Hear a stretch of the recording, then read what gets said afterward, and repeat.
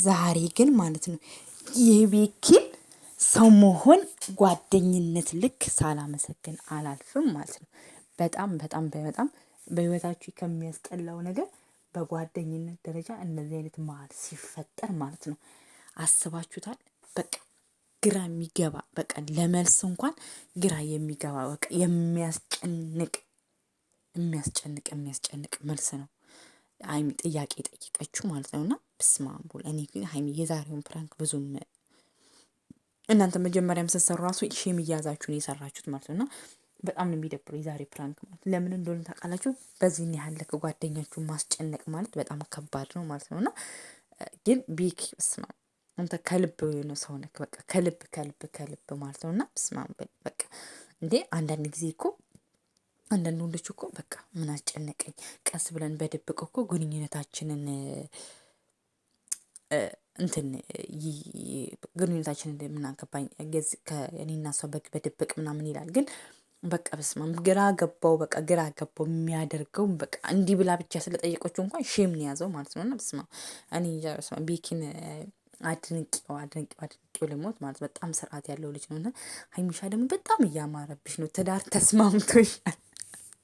በጣም ተስማማሽ ማለት ነው። እና ቤተሰብ ሰላም እንዴት ናችሁልኝ? ደህና ናችሁ ወይ? እኔ አለሁላችሁ እግዚአብሔር ይመስገን፣ ሁሉ ሰላም፣ ሁሉ መልካም። እኔ በጣም ደህና ነኝ። ክብር ይስፋ ለመድኃኔዓለም። ቤተሰቦቼ እየጠፋው ነው አይኑ። ቶሎ ቶሎ እንደ ድሮ ቪዲዮ አልለቅም አይኑ። ትንሽ ስራ በዝቶብኝ ነው፣ የስራ ጫና ትንሽ ተጨማምሮብኝ ነው። እና በሀይሚና በብሩኬ ስም በጣም ይቅርታ እላለሁ። እውነት አዲስ ሙሽሮችን እንደዚህ ማድረግ ተገቢ አይደለም።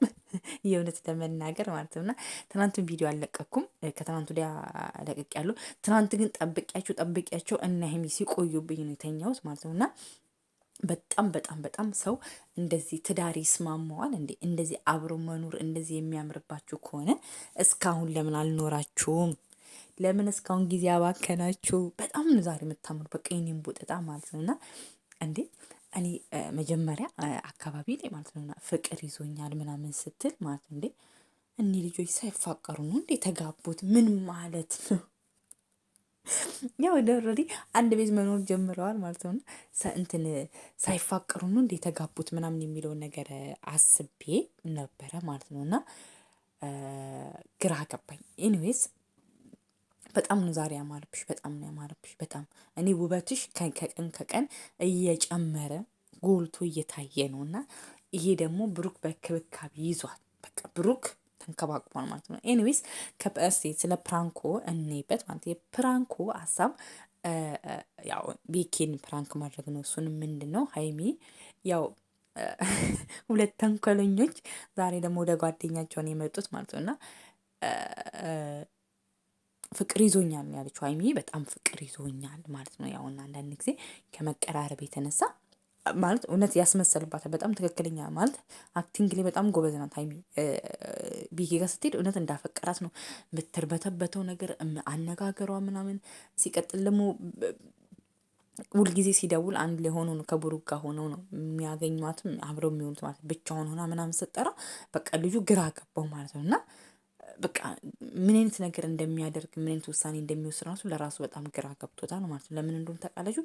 አንዳንድ ጊዜ በህይወታችሁ እንደዚህ አይነት ነገር ሲመጣ በጣም ይከብዳል የእውነት ለመናገር ማለት ነው። እና የምትወስኑት የምታደርጉት ነው ግራ የሚገባችሁ ማለት ነው። እና በጣም ከዛ ብሩክ ሲመጣ ራሱ ደነገጠ። በቃ የሚያደርገው ጠፋበት። በቃ የሚያደርገው ማለት ነው። አስባችሁታል?